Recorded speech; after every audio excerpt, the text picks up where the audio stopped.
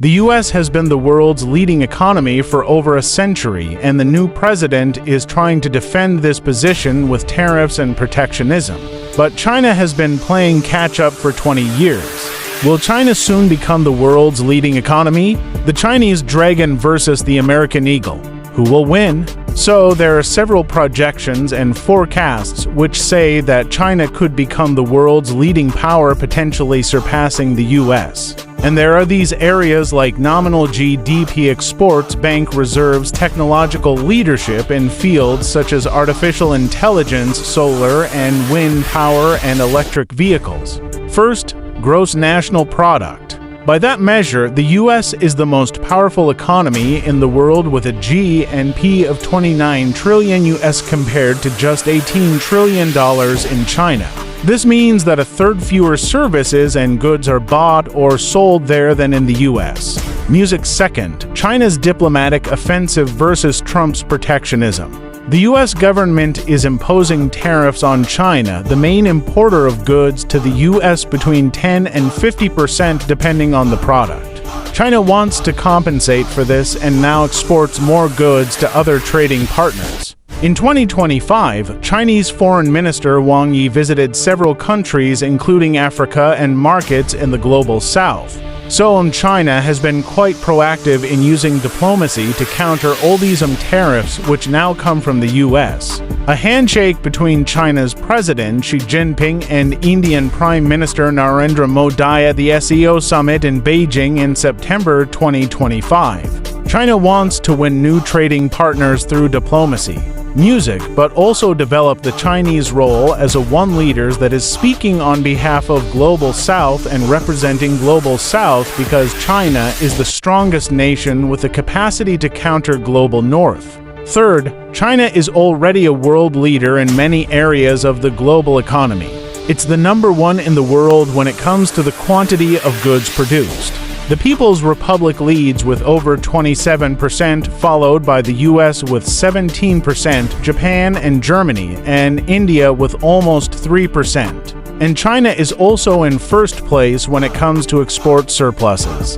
It has trade surpluses with around 150 countries. It has a $989 billion trade surplus, followed by Germany, Russia, the Netherlands, and Ireland with 98 billion US. And then there are also the largest cash reserves. China. I like China. I love China. The biggest bank in the world is from China. With over $3 trillion US, China has the largest foreign currency reserves in the world.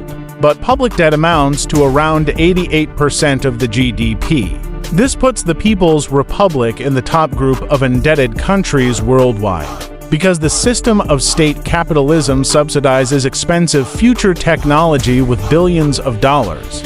Music certainly that has allowed them to pick a number of national champions and invest in them consistently at large scale over a long period of time. Fourth, this is why China is also a world leader in subsidized green technologies of the future.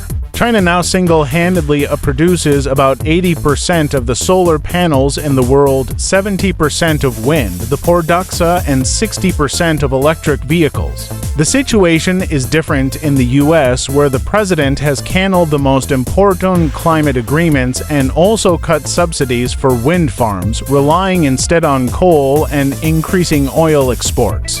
I withdrew from the unfair Paris Climate Accord. It's called drill, baby drill. Blocking foreign goods and ramping up oil exports could hurt the US if it wants to stay a global economic leader, experts warn.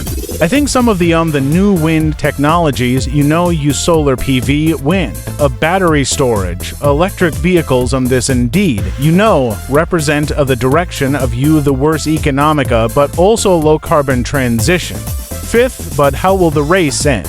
Where are the weaknesses in the Chinese economy? So, on the energy front, I would bet a lot more on China's future than I would on America's. And that's, I'd bet a lot more on America's for the financial front than I would on China's. China has an immense national debt. The economy is struggling with an aging population. The days of double-digit economic growth rates have been over for 10 years. Growth is currently estimated at 4 to 5%. Music China's prime economic days are now, unfortunately for China. It's over now given all the past policy mistakes which have happened from China economically. And the current economy is in the doldrums.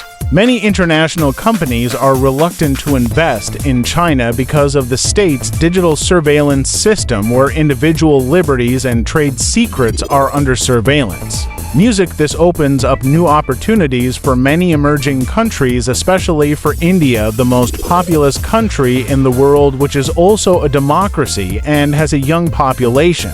A multipolarity works for India.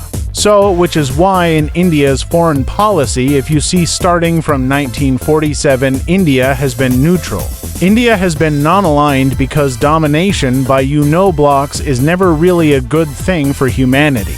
Whether China will become the world's leading economic power is uncertain. Many signs indicate that countries like India will rise. It is therefore very likely that China and the US will be replaced by new nations in an increasingly multipolar economic order.